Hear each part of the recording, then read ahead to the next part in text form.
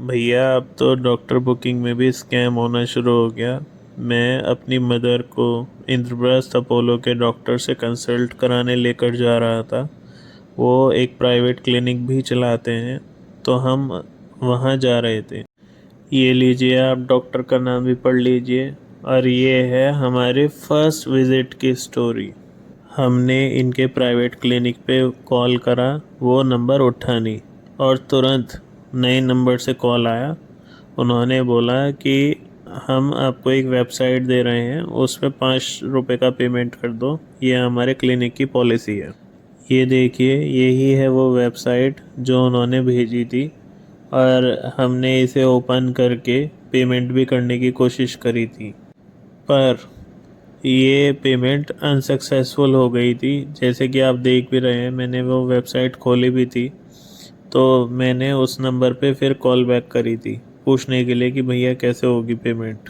आगे जो हुआ उसने हम सबको हैरान कर दिया, क्योंकि जब मैंने इसे बताया कि मैं एयरटेल पेमेंट बैंक से पेमेंट कर रहा हूँ, इसने मुझे होल्ड पे रखा और फिर अलग अलग ऐप से लॉगिन होने लग गया। ओटीपी आने लग गए और वो अलग अलग नंबरों पर जाने भी लग गए।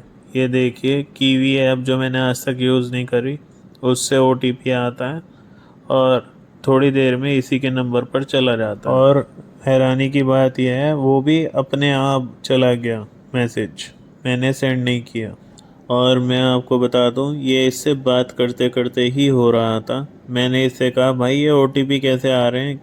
इसने कहा कि सर आपको वहम हो रहा है, ये अपने आप ही आ रहे होंगे या किसी और के आ रहे होंगे। जब मैंने इसका कॉल डिस्कनेक्ट करा, उसके बाद इस नंबर से कॉल आया मेरे पास कि सर आपको अपॉइंटमेंट मिल गया। मैंने इसे सारा इंसिडेंट बताया।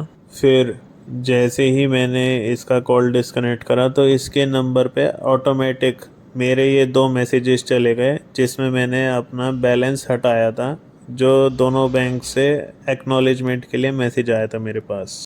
उसके बाद इस नंबर से पहले मेरे पास कॉल आया, फिर मैसेज आया। उसने कहा कि ये हमारे क्लिनिक की ऐप है, इसे डाउनलोड करो, आपका अपॉइंटमेंट कंफर्म हो जाएगा।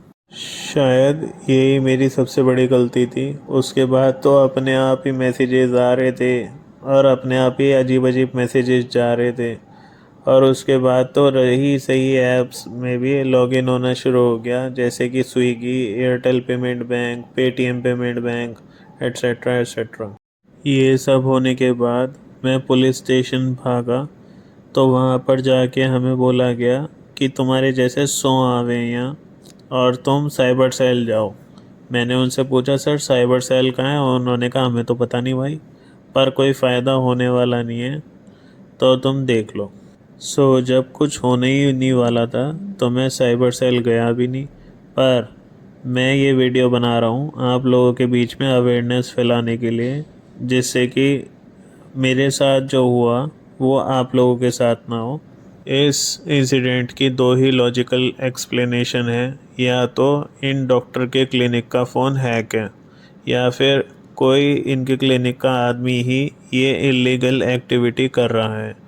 कमेंट सेक्शन में ज़रूर बताना कि आपके अनुसार इस इंसिडेंट की क्या लॉजिकल एक्सप्लेनेशन बैठती है, या ये जो 2 ऑप्शन है इनमें से आपको कौन सा ज़्यादा पॉसिबल लग रहा है।